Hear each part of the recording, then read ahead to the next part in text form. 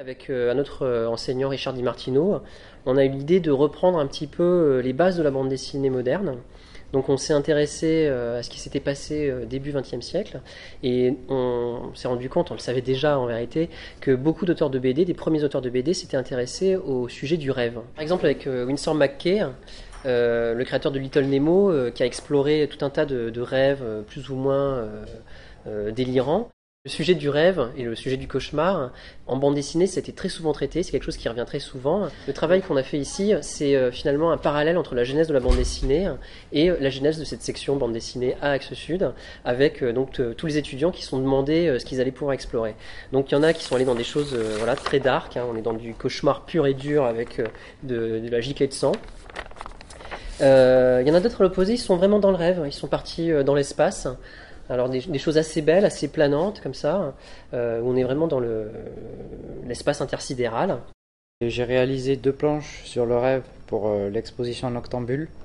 J'ai été très inspiré par des auteurs japonais, dont Kentaro Miura, l'auteur de Berserk, et Takehiko Inoue, l'auteur de Vagabond. J'ai choisi de traiter un rêve qui se passe dans les transports en commun, parce que c'est vrai que c'est des cauchemars qui me reviennent souvent, et du coup j'ai essayé de retranscrire un peu l'angoisse quelque part du retard et tout ça dans des planches avec une teinte un peu sépia pour rappeler un peu ce sentiment de souvenir en fait.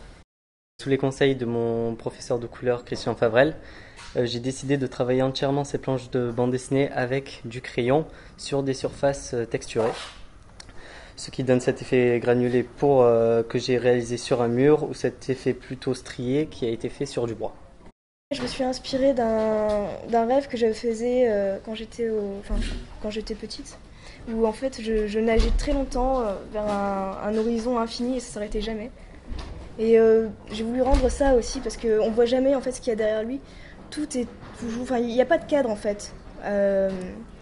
On voit jamais où s'arrête l'océan, où s'arrête la banquise.